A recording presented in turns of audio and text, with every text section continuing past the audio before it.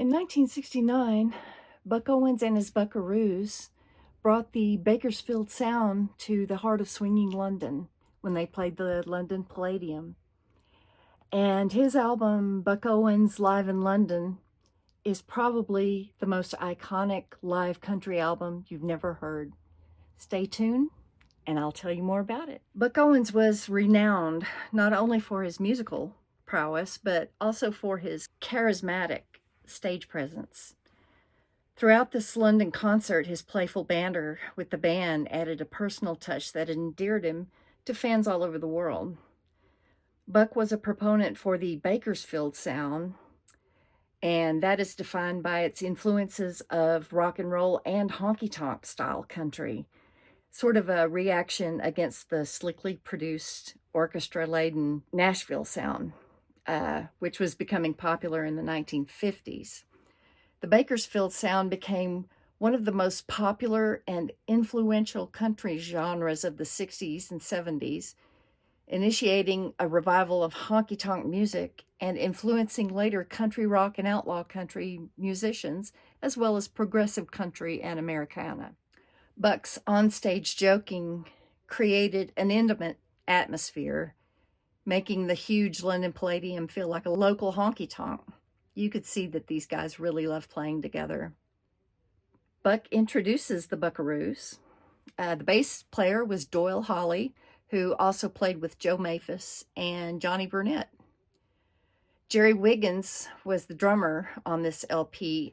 He was a session drummer, played with loads of people, and he was married to Susan Ray, who was the girl singer on Buck Owens' first TV show in 1966 to 68. J.D. Manis was a renowned session pedal steel player. He worked with Graham Parsons, the Byrds.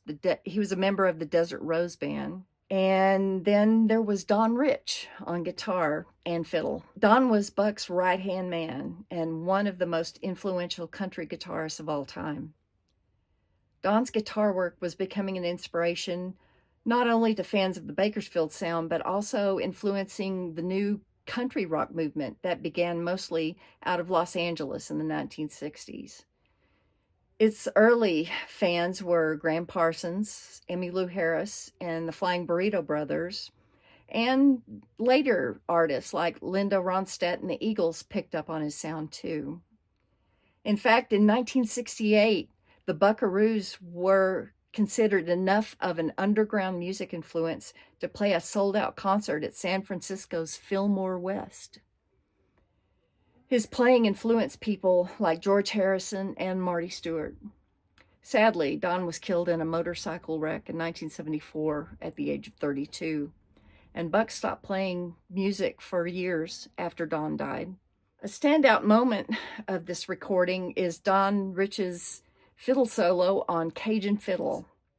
He was a virtuoso, pretty much, on country fiddle, and it showcased his exceptional talent and brought a vibrant energy to the traditional tune. This tune also starts a short Cajun medley of hits made famous by Doug Kershaw, Diggy Liggy Low, and Louisiana Man. His dynamic playing not only captivated the audience, but also highlighted the Buckaroos' versatility and deep roots in country music traditions. The whole band gives a wild, raw performance that really rocks. The band also treated the audience to a medley of their chart-topping hits, weaving classics like Act Naturally, which was covered by the Beatles, Together Again, and Love's Gonna Live Here, Tiger by the Tail. This medley was a testament to their significant impact on the country music scene. And the crowd was absolutely enthusiastic and cheering throughout the whole show. That underscored the universal appeal of their music, transcending cultural and geographical boundaries. In a surprising crossover, the Buckaroos deliver a rocking version of Chuck Berry's Johnny B. Good. Don Rich plays a fiery guitar solo, and it infused the rock and roll classic with a distinctive country flair, blurring genre lines and showcasing the band's adaptability. This performance exemplified the seamless fusion of country and rock elements that characterize the Bakersfield Sound that Buck helped make famous. Buck Owens' influence on both country music and rock and roll is profound. As a pioneer of the Bakersfield Sound, he introduced a raw, electrified style that stood in stark contrast to the polished Nashville productions of the time. He was a breath of fresh air. His music inspired a generation of artists across genres, from country stars like Dwight Yoakam to rock legends like the Beatles. The 1969 London Palladium concert remains a testament to Buck Owens and the Buckaroos' enduring legacy, a night where country met rock and music history was made. I can't recommend this album highly enough.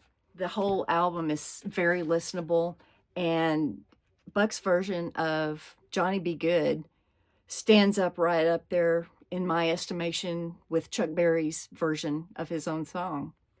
So seek this out because you won't be disappointed. Thanks for watching, and please like and subscribe, and I'll see you next time. Thanks.